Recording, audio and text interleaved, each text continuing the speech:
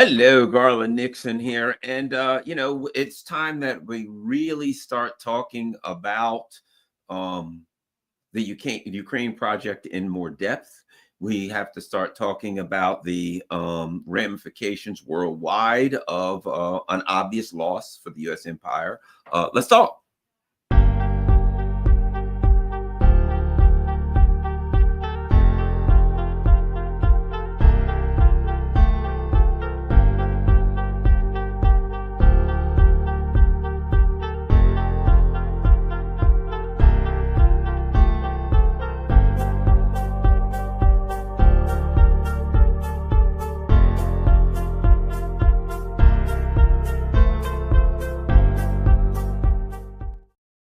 Hello, Garland Nixon here, and thanks for taking time out here and kind of hanging out a little bit, feeling good. So I thought I'd talk about this important issue that's been on my mind, and that is, um, it's one thing to talk about the Ukraine project and the potential outcome um, eh, over the course of the last 4 years, when the neocons were in there, the neocons were in their ascendancy, right? They were really, I mean, the last 4 years, they've been, since particularly, um, say, starting with the Clintons, the Cold War neocons. So we can talk. There's different kind of neocons. In the '80s, certainly the Reagan administration was all over South America doing horrible, terrible things, killing death squads, you name it.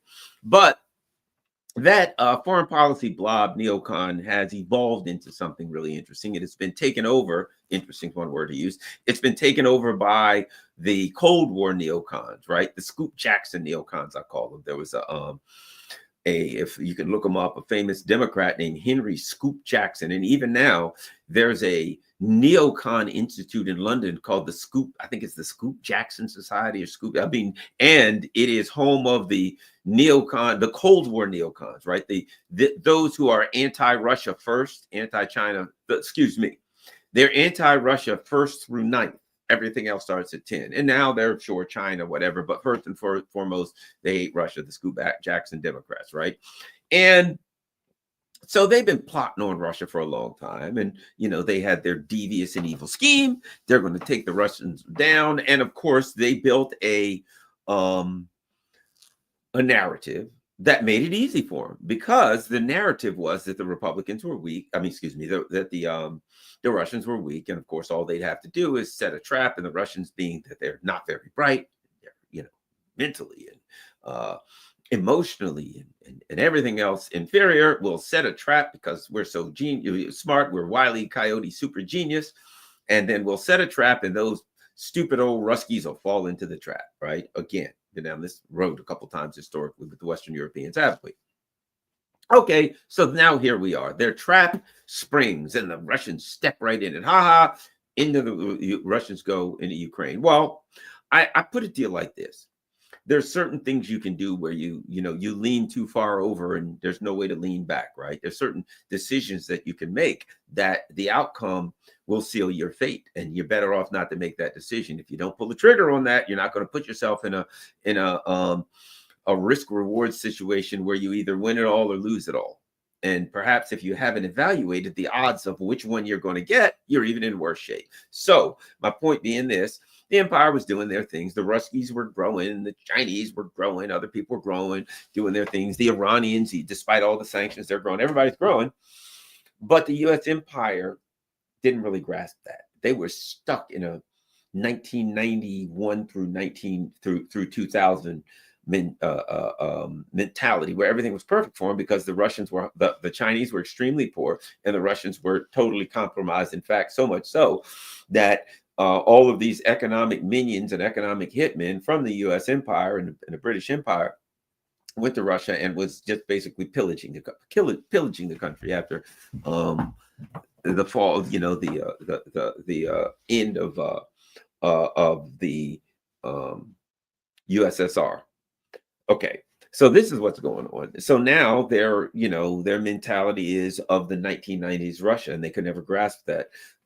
Russia under President Putin has dramatically increased its both it's military, it's technological, and of course abilities. And what they forget is that Russia had always had a very powerful diplomatic corps, and they always were able to build a strong alliances, particularly in what was then called the Third World, which was every place but the U.S. and its allies. And the Third World were the ones that were preyed on by the U.S. and its allies. We called it colonialism.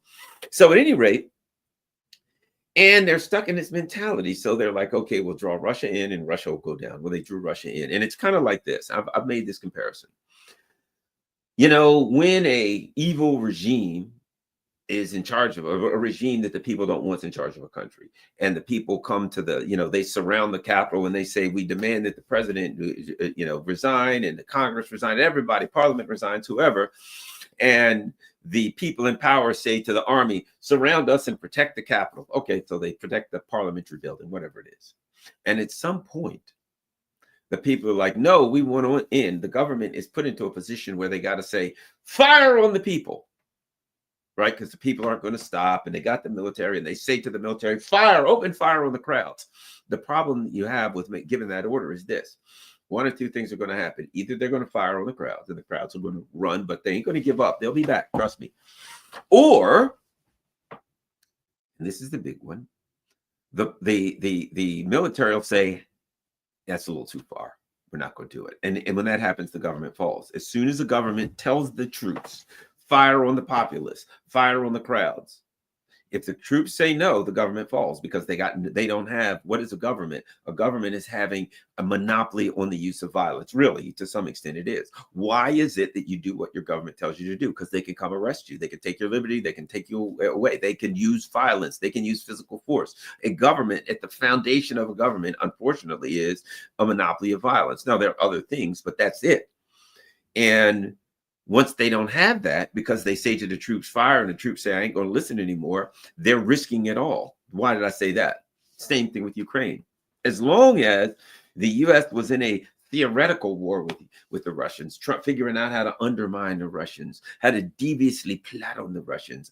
There was a 2019 article, a document that was written by the Rand Corporation, funded by the Pentagon, and it was like how to unbalance Russia, how we're going to screw over Russia. Okay, as long as they were writing documents about how to unbalance and overextend Russia, that's what it was called, it was all theoretical.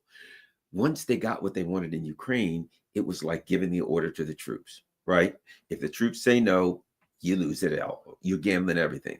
So once they said, okay, we're drawing Russia in, and it's going to be an open proxy war. By an open proxy war, I mean, we're not going to try to hide it. It's not going to be one of those proxy wars where we deny it. No, we're going to be proud of it. And we're going to go. And the other thing is this, a proxy war is what?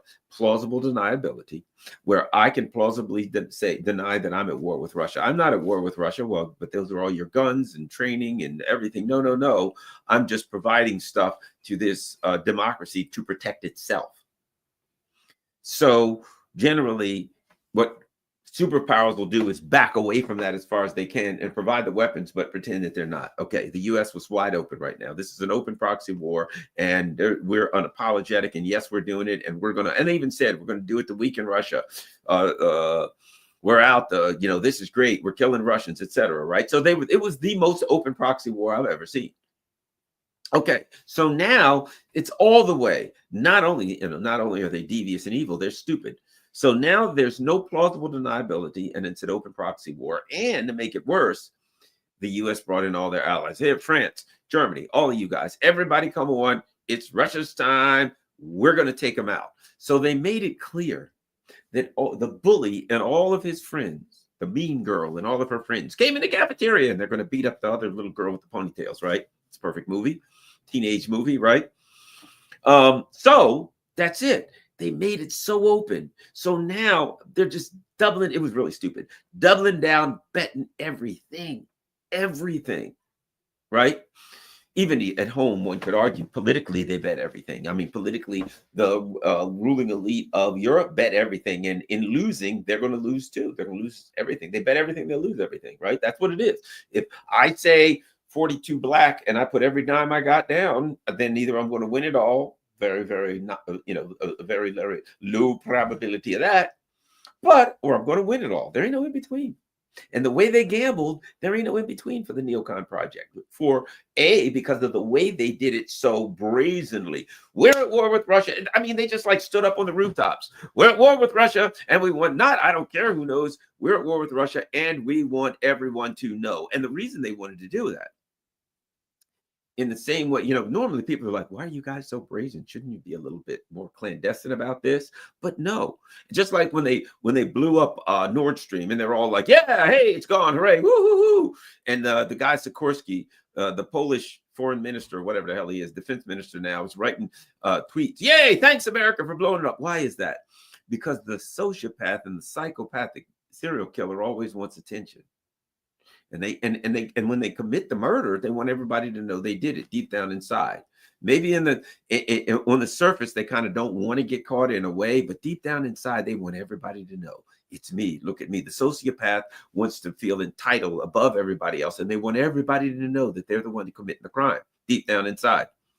Talking like old investigator now, aren't I? So anyway. So these sociopaths, Biden and his flock of neocon sociopaths that have now ascended to really leading a foreign policy, they wanted everybody to know it, so they didn't try to hide it. So it was everybody in the world, look at us, we're taking out Russia. That made it even worse, right? Everybody, guess what? We're all going to beat up Garland. If you lose that fight, man, you look bad. And so where we are now is this, a couple of things going on. They bet everything, the farm. We're taking out Russia, we're beating Russia. And Russia said, we'll stand our ground. Because Russia had a big advantage. We're going to beat Russia where? On Russia's doorstep, in Russia's weather, in Russia's turf, in Russia's terrain, speaking Russia's language, using lots of Russian equipment. I mean, talk about an endeavor that was doomed to failure. But they decided they're going to go to the border of a superpower and fight that superpower. And man, there was never a chance they were going to win. But these sociopaths, it's a little... it's a little, you need some clear thinking to figure out things like that. They're delusional at best. So anyway, so now that's the setup. You've bet everything. But that's the setup. The neocons bet it all. They bet their reputations in U.S. political circles and world political circles, right? Because everybody's going to look at them at some point saying, you dragged us into this mess. And it all fell apart. At some point, that's going to be said to the neocons. What you did this, and look how it turned out. But the thing about it is, so here they are, and many of us for years have said it doesn't make sense. I don't see how Ukraine can beat Russia. They're going to lose. And what the neocons, it's like they didn't really have a plan. One of my favorite lines was in the movie Tremors, where they came up with a plan and it didn't work, and the monsters are coming after them and they're running, and one guy looks, before they run, their plan falls apart, and one of the guys looks at the other guy and he says, what's the plan? And the other guy says, running. He looks at him, he says, running ain't a plan. Running is what you do when a plan don't work, right? That's where we are. What the Ukraine conflict ended up being, interestingly enough, is it's what you do when a plan don't work. Because the plan was the economic sanctions going to wipe Russia out. Because, of course, as we all know, it's just a country, a gas station masquerading as a country with people who are ignorant, genetically and mentally and emotionally inferior and technologically inferior. So they couldn't win. And economically, they were going to be crushed. And there we go. And then Putin's going to fall. When that didn't happen, they didn't have a plan. It was like the opposite of a plan. What do we do now? So it became, let's just put out the latest fire. What the hell? They're Ukrainian lives, they ain't ours. So let's figure out ways to waste them. Hey, let's come up with a plot. I got an idea. We'll invade Kursk. What's the worst going to happen? We could lose 30,000 men. Yeah, they're Ukrainians. Yeah, so that ain't all that bad. I think there's more. We'll just lower the age for recruits and bring in 18-year-olds, and we'll get another 30,000, right? Oh, we'll do an invasion of some dam, attack the Zaporizhia nuclear power plant, whatever the hell. We'll just keep doing things and wasting away the lives of Ukrainians because they're very much expendable to the neocons. So there they go. And they just kind of piddled away the last couple of years, trying to keep the fire going at all costs. kind of like somebody at night and they're caught in a blizzard trying to survive. And it's like, whatever you do, don't let the fire go out. Because if the fire goes out, we'll freeze to death. It's the only thing keeping us alive outside in this blizzard. And we're stuck in the woods camping, right? You got to keep water. You got to keep putting wood on that fire. If the fire goes out, you're dead. And they knew, well, as long as the Ukraine conflict's going on, we're okay. We can kind of keep making excuses. So the fire on the wood was Ukrainian bodies. And of course, it was, the fire, the wood on the fire was Ukrainian bodies. And of course, it was money and weapon supplies, etc. Right? I saw something the other day where, interestingly enough, and this is going to be part of this discussion, or at least relevant, where Jake Sullivan was talking, and he was saying something about how the U.S. military had gotten down to a very poor state, and it was going to take a long time and a lot of money to rebuild it. And I thought to myself, I think he's saying that because when the Trump people come in and the Pentagon talk to him and they say, guys, yeah, let me explain to where we are right now. After 4 years of Biden and all this craziness, we're out of missiles. We're out of guns. We're out of rounds, bullets, canteens, boots. We're out of everything. Everything's broke. Nothing works. We are in an absolute disastrous, calamitous, catastrophic situation here militarily. I suspect Trump's coming in and the military is going to say, and he's going to say, how's the military looking? They're going to say catastrophic. That's a good word. Yeah. Cataclysmic. They'll be using words like that. Right. Basically, right now, if the Navajo Nation was to remount on their horses, we'd probably lose to them because we're all out of everything. We'd be fighting with sticks and, we'd be fighting with bows and arrows at this point.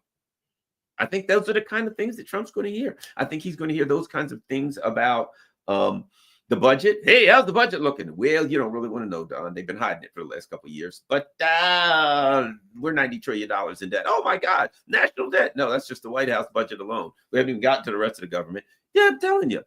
Catastrophe awaits Donald Trump, right? So my point is this. They've been pumping life into this skeleton. You know what I mean? It's plugged in and it's, barely a breathing body. It's on, what do they do? It's on chemically induced coma, things of that nature. That's what Ukraine is. And worse than that, it's a sponge. See, they got a problem, even if the war ends, maybe a bigger problem. And the bigger problem is that if the war ends, and it's coming to an end, I do think that, if it ends, then information gets out about what happened. And might I add, Ukraine does not have an economy. Who's going to feed all the Ukrainians?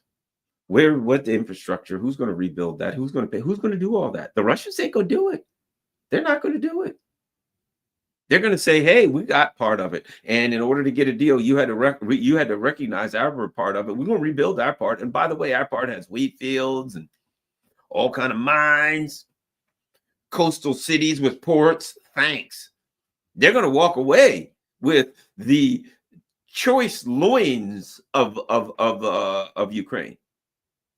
And you have a bunch of Ukrainians looking at the EU going, we're hungry. And you just wiped out our whole country, so you got to feed us. Whoo! I won't be in that position if I was in the EU. You know why? Because if you're a ruler in the EU, in Germany, for instance, your people are looking at you saying the exact same thing. You got millions of Germans going, hey, what? It's like that Ukrainian guy. We're hungry. And Volkswagen just laid us all off. We don't have any food. You gave $70 billion to Ukraine the last couple of years. Can you help us out? And on the other side, you're going to have Trump squeezing them like a grape. Hey, you need to buy more U.S. gas and pay more for weapons. He ain't got no conscience to what he's going to do to the Europeans. He's going to squeeze their butts like a sponge, trying to get every drop out of them, right? And then, so that's the local problems. The U.S. and European militaries and economies are in tatters, and that ain't changing. But the bigger problem is this. And I got to go back to this. This was part of world domination and hegemony. That's what this was about. It was about the fall of the empire. This is how the empire is going to keep from falling. That's how it's going to keep from losing its power.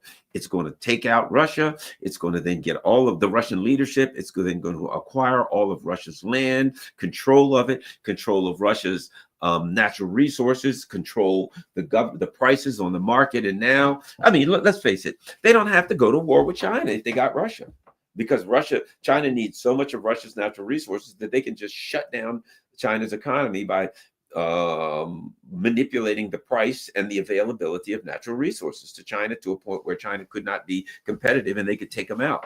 And that's what they do. Unfortunately, didn't work. And they lost. And what are they going to lose? That's why this is like checkmate, dude. Checkmate the world. Because what do we got? We got the U.S. and their neocons versus the world. The U.S. empire saying, I got our grip on the world, and the world saying, get off me. Get up off me, man. Get off my back. And the U.S. saying, I ain't getting off your back. So now what do we have? So we've got this chess game going where the U.S. is trying to, like, we're going to do things in the straits of the Taiwan Straits. We're going to take Ukraine out over here. We're using Israel to do this. And we got all of our bases in Africa, South America. Of course, we got to keep the CIA overthrowing governments there. Okay, we're busy, but we got a grip on the world as best we can.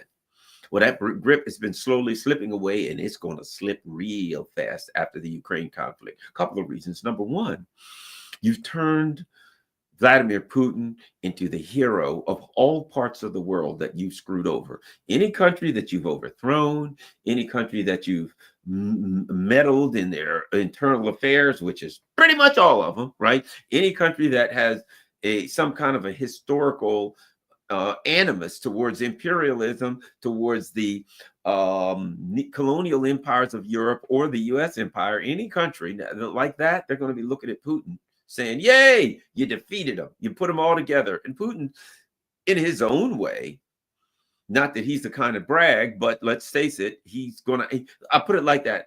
He don't have to say it. I'll say it. U.S., you came with everything you had. You brought your boy Macron, old Rothschild Bank Macron. You bought one-eyed Pete Schultz, that lily-livered sack of manure. You brought Starmer and Bojo. You went through 3 or 4 of them. Liz Truss in the UK, all of them. Putin's going to be sitting there, and he ain't got to say it to the world, but the world's going to be like, dudes, you guys did everything. You brought all of your leaders. Yes, this is your home. I mean, maybe that's a crude way to put it, but for traditional societies, you know what I mean when I say traditional societies, where, if you're from Hollywood, you call it the evil patriarchy or whatever. I just call it the world, right? And in traditional societies in Africa, in Latin America, in the Middle East, in Asia, right? Where they have a more, shall we say, defined concept of femininity and masculinity, right? The concept, never stop ringing.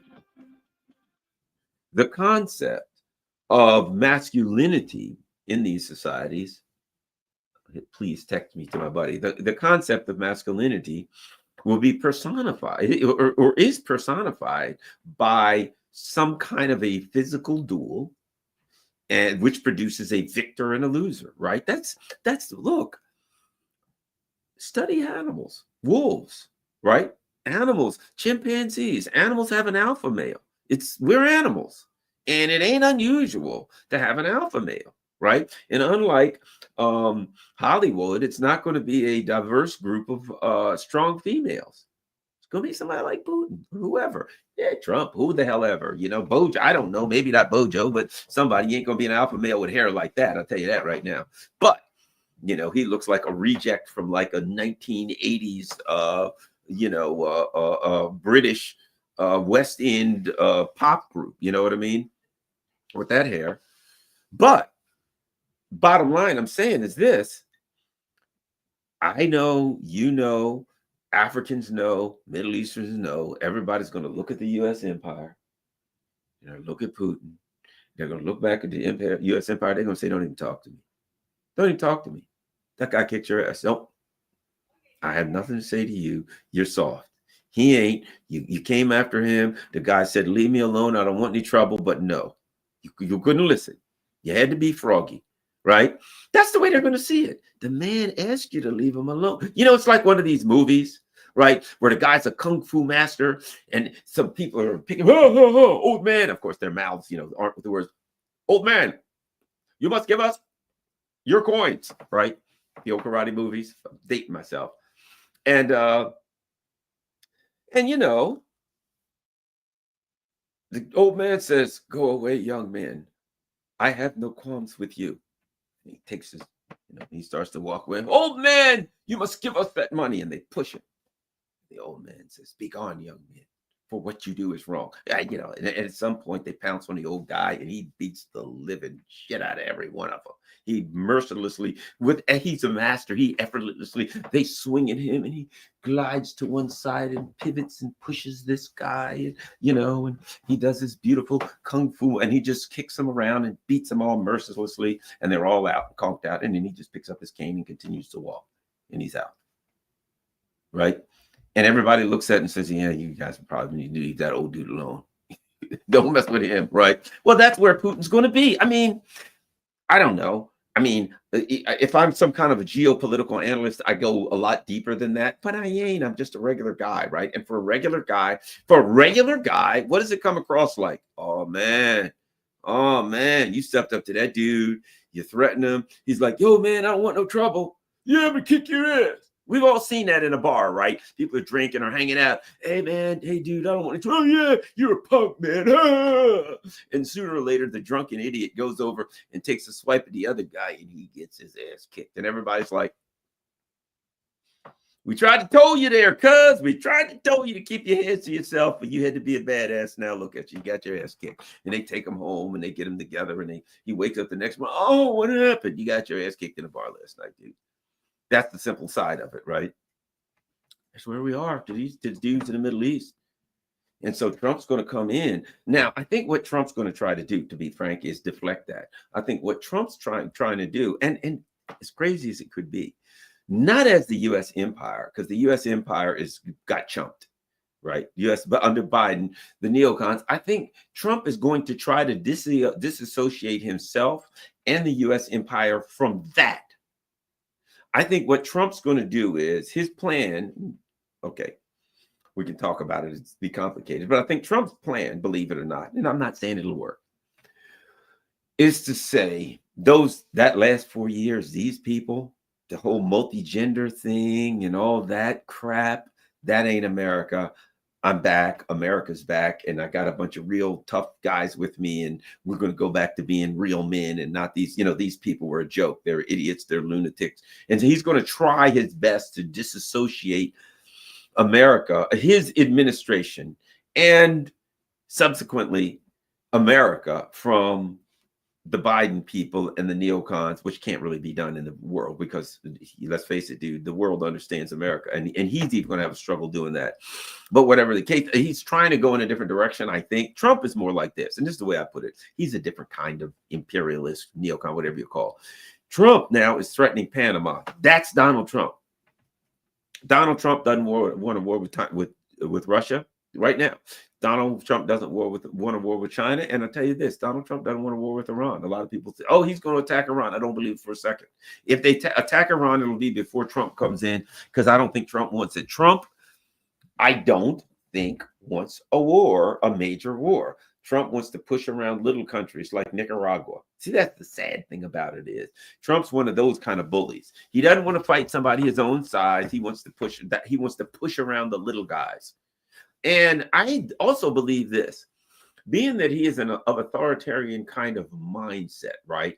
He has been convinced that Xi and those guys are authoritarians, which I don't necessarily see them as that at all. I think that's the propaganda, the U.S. propaganda. I don't believe it. I don't agree. Everybody's an authoritarian, but the guy who tried to declare martial law and take over the country of South Korea, the U.S. can't see fit to call him an authoritarian. But a guy in Russia who got 87% of the vote in a legitimate vote, that guy's an authoritarian. A guy in China where over 90% of the people in China approve of the government. But that guy's an authoritarian. Okay. Yeah, no, I don't buy it a bit. But I'm just saying, um, I think Trump sees them as strong men. Let's not use the word authoritarian, as tough guys, strong, old-fashioned strong men who are in charge. And I think there's a peer kind of admiration, to be frank, that Trump has for them. And when I mean a peer admiration, I mean, like, you ever watch one of these movies and there's generals on the other side of the military, and at some point they have to meet and they have great respect for each other. They're fighting and their armies are fighting, but these two generals have great respect. You're a general, I'm a general. I know what it takes to be a general. I know what you're doing. I know what you're up against. Hey, let me tell you something. I respect you. They don't say it, but there's that respect among peers, right? And I think that's the way, to me, I believe that's how Trump actually sees Putin. I think that's how he sees Xi. I think that's how he sees Kim.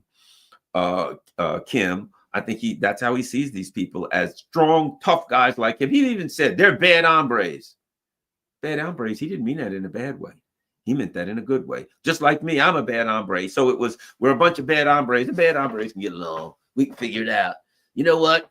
In fact, he'd probably be happy sitting in a room with these guys, talking, having lunch, talking about how tough they are and how many people they rule. And I tell people to stand and they will stand. And I tell them to sit and they sit. See, that's the kind of things Trump wants to do.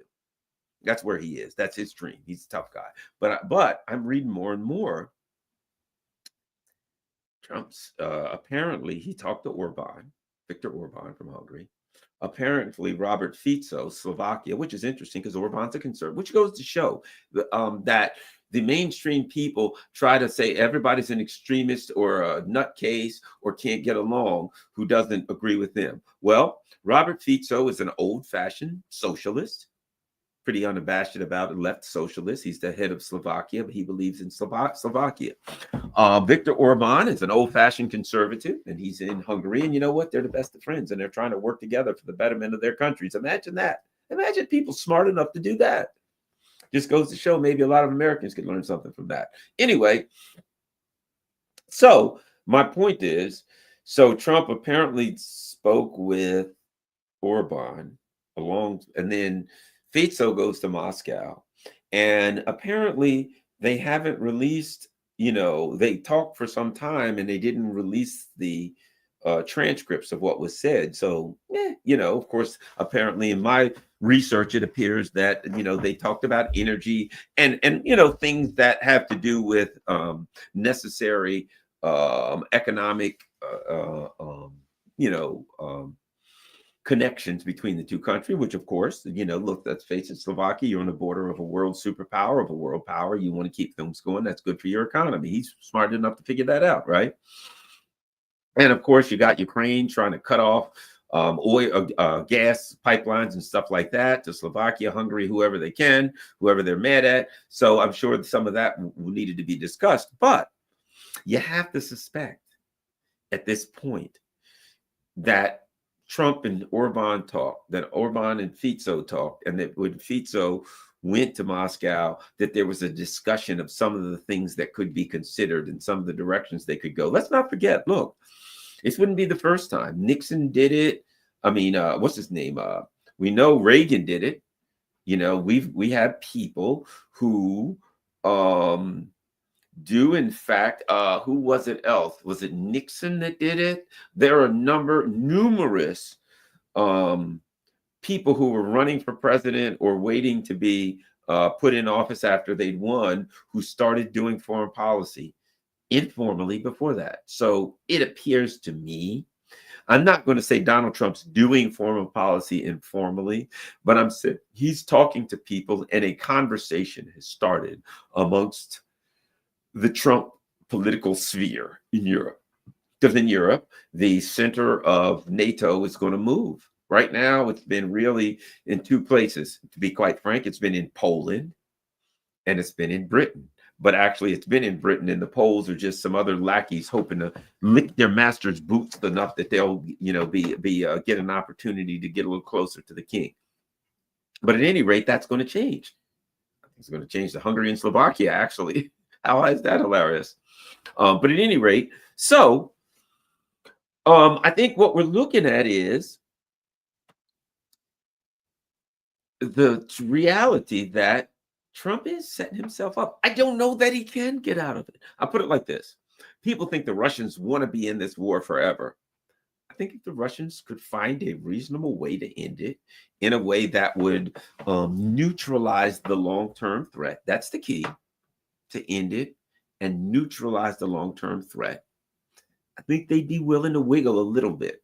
They're not going to take a deal that's going to put them in jeopardy 5 years from now. But I think the Russians would probably, quite frankly, if you look at the history of Putin and Lavrov, I will guarantee you this.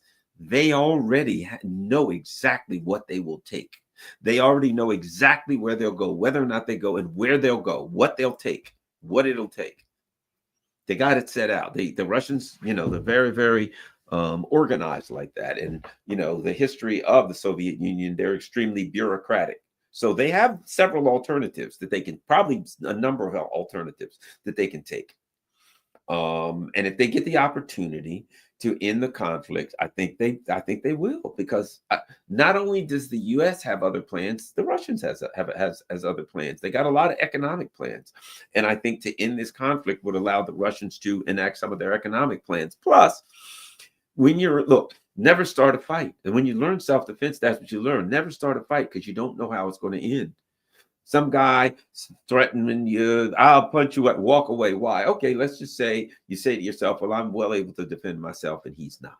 I'm trained to defend myself, and he's not. So the guy comes up and he gets too close, and you just beat him up. Or he says something or whatever, things go too far, you beat the hell out of the guy, right? What happens if you accidentally hit him and he falls and hits his head and dies? And now you've killed someone. You've got that on your conscience, and you've got to deal with the legal ramifications of possibly going to jail for murder, manslaughter, whatever the case may be, reckless disregard for human life. It could be economic catastrophe for you. Who needs that? Aren't you better off to walk away?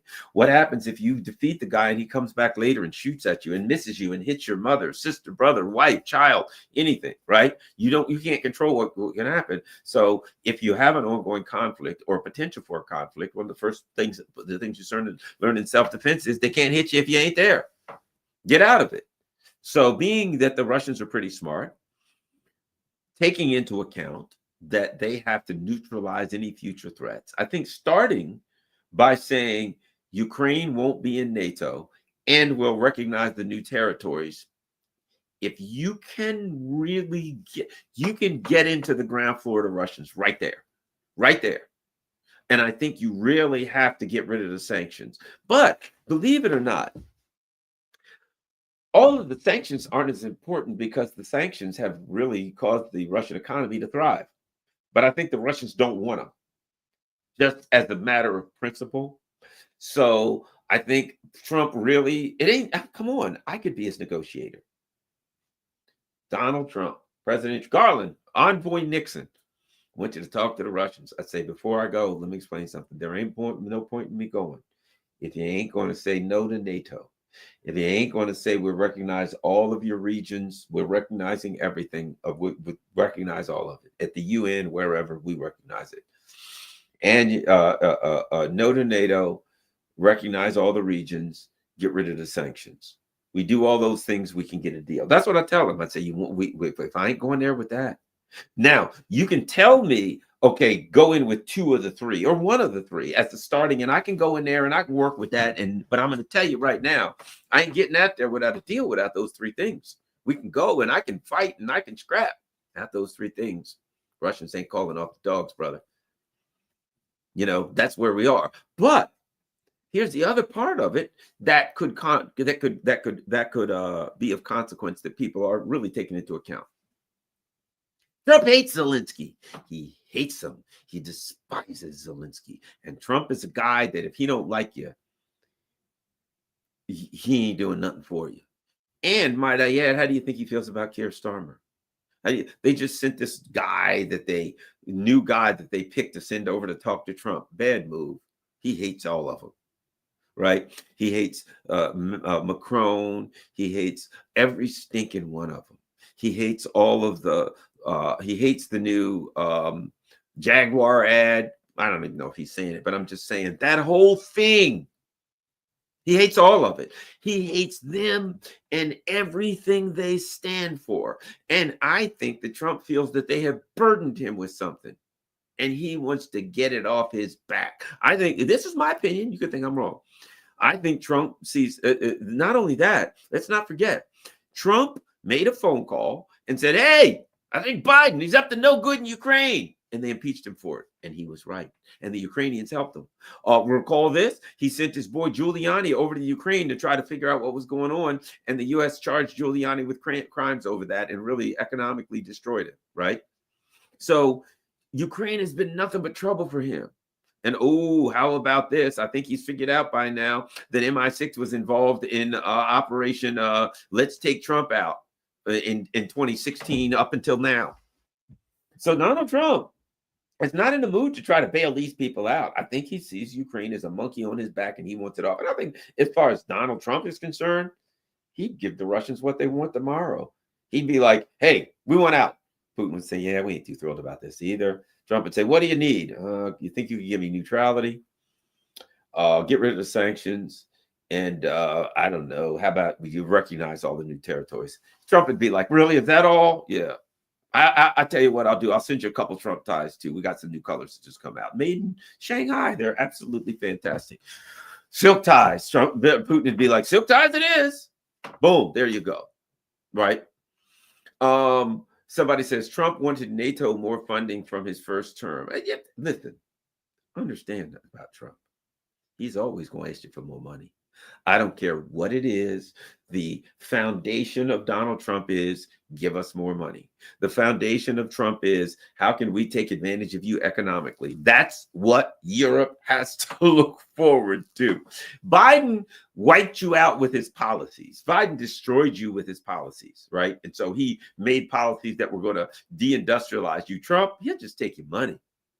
Trump will just look at you, reach in your pocket, pull your wallet out, remove all the money out of it, kindly give you your wallet, and deposit that money in his pocket. That's what he's going to do. Of course, he wants more money from NATO. They got to buy stuff from us. What else is he saying right now? Hey, guys, Trump is saying this. You need to buy more gas and oil from the U.S.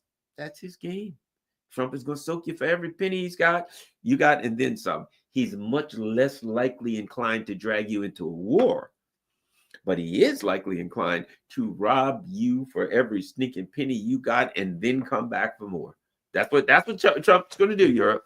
Now, let's see. This guy, so C Drive says, Putin has to give Trump something he says he needs, but really doesn't. So Trump can say he doesn't give Putin everything he wants. Oh, yeah. Of course. I agree with you. You're right. They have to create, I'll put it like this. And I think the Russians understand that. In order to get a deal. And I'm not even saying, look, don't say have anybody said Garland said they're definitely going to get a deal. I'm just throwing this out there. They understand that when it comes to when it comes to international politics, everybody has to walk away and be able to go home and say they're a winner. You don't have to be a winner. You got to be able to go home and convince your people that you're a winner. And let's not forget that during the Cuban Missile Crisis, what happened? The U.S. agreed to take missiles out of Turkey. And therefore, the Russian leader could go home and say, I won. No, in fact, they agreed to keep it quiet, but he won. He got a win. And JFK, the American leader, could say, hey, we won. We got the Russians out. Everybody could walk away a winner. So I think the Russians realized that they got to give Trump some kind of face-saving thing. I do think this, though. Trump has this advantage because it ain't his war, and he's coming in saying, I won out. Just getting out of it, he wins. Just getting out of it. There are a lot of people on YouTube. There are a lot of people, who are talking, who have got everywhere, watching YouTube, whatever. There are a lot of people who have been shivering, waiting for the nukes to turn them into ash for the last several years, that are going to breathe a sigh of relief. And probably me and everybody else in the chat also, right?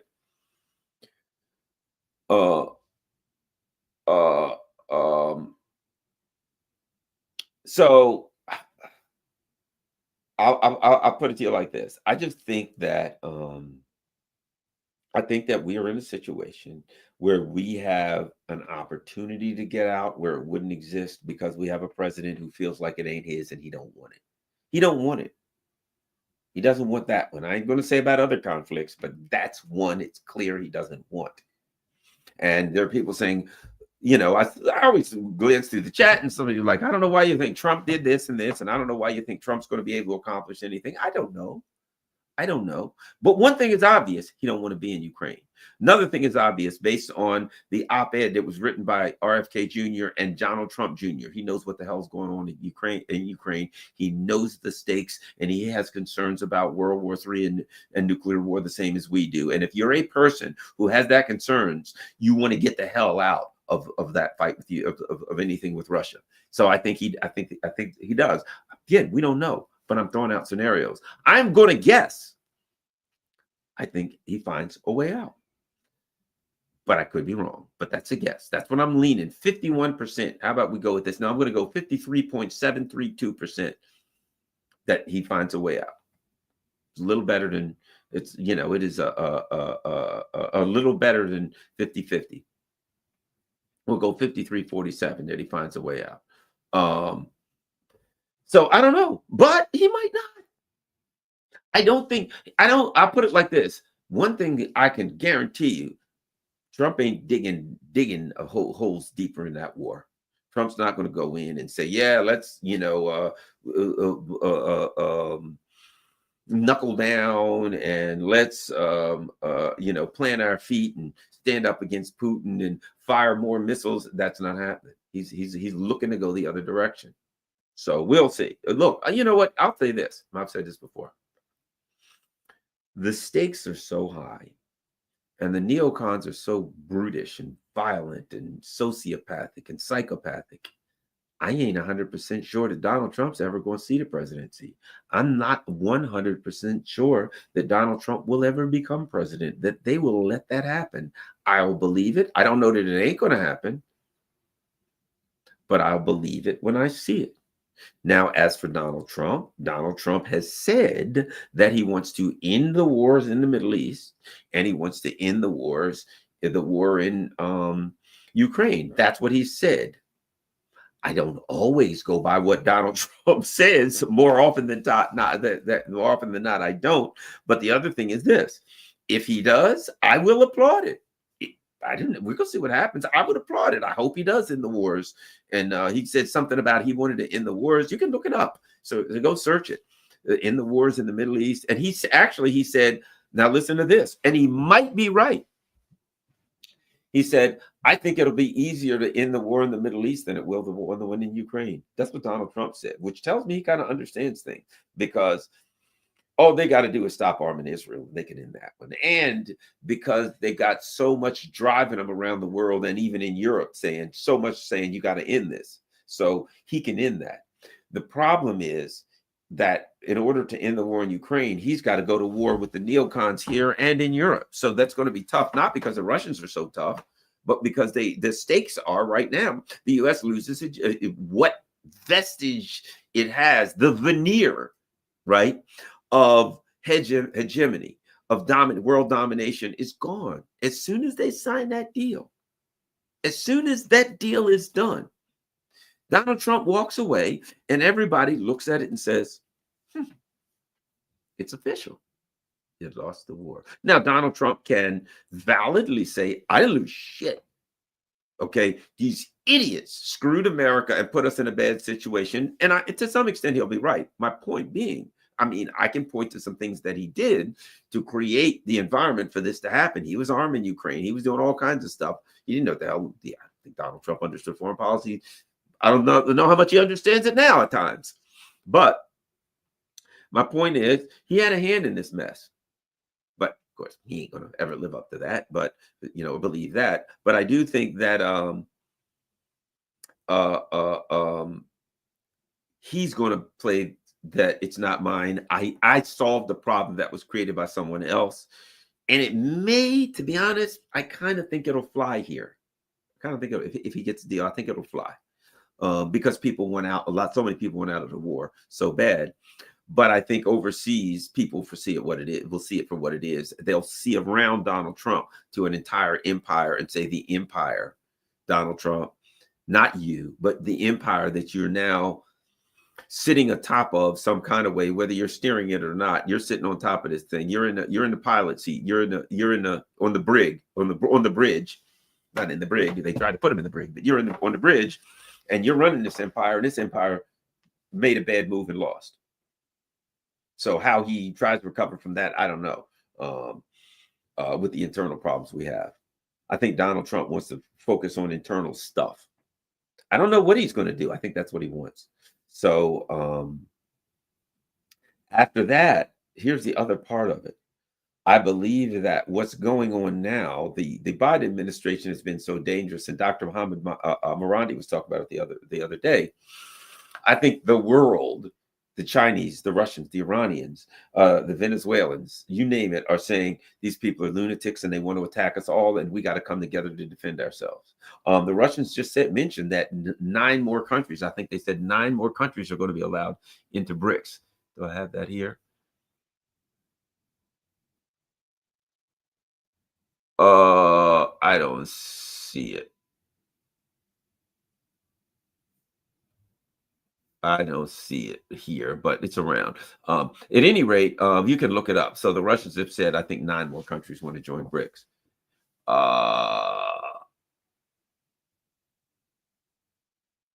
I don't know. But at any rate, it's out there. You can find it. So bottom line is, I'll end up by saying, or get towards the end by saying this.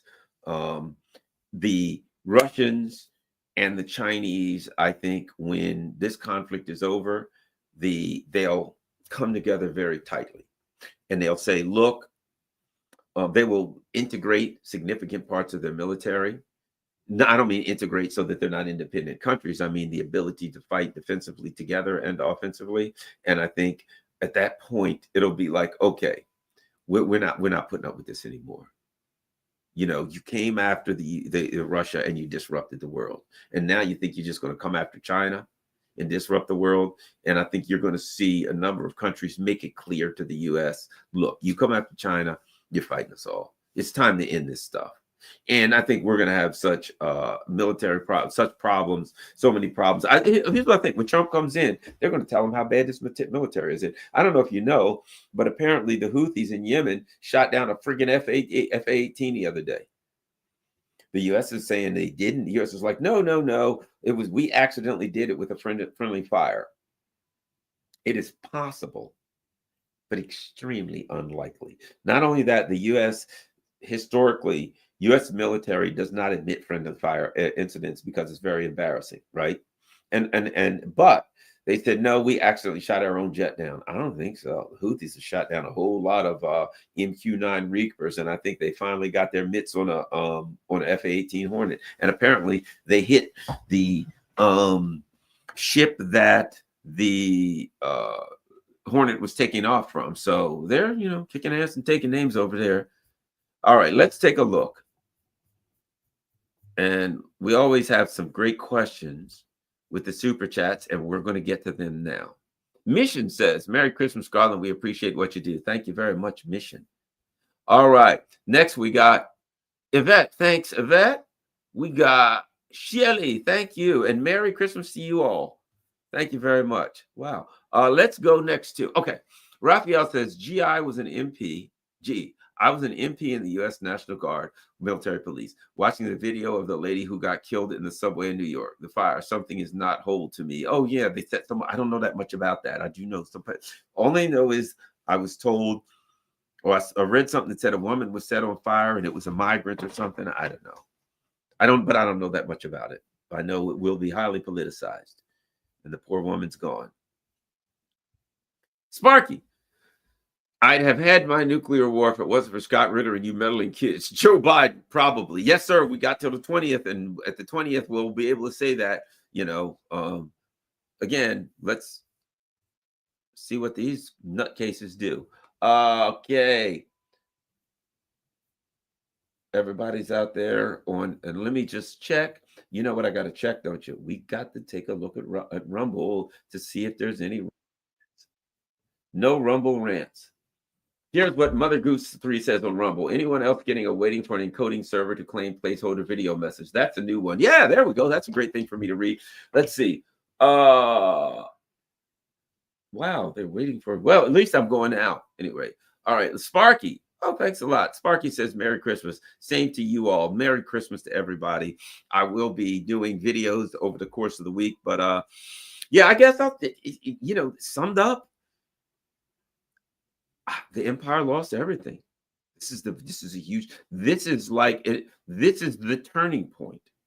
This is the turning point for the U.S. empire, because what have they been doing? They've been overthrowing governments and all this stuff for years, right? Small governments, though, since 1945, all along. But let's go since 45. Small governments in Africa, smaller governments all over the place, propping up governments here and there, overthrowing governments Australia, they overthrew the government in 74, 75, on and on and on, right? Overthrowing and meddling in governments. And it was inevitable that at some point they were going to go after the big boys. And so finally, we're going to overthrow the government in Russia. And the way we're going to do it is utilizing Ukraine as a political and military tool. And it backfired, and backfired spectacularly. And now they went for the big one and they didn't get it. They went for the bear and they lost. And the consequences of losing when you go for the big bear. You're done.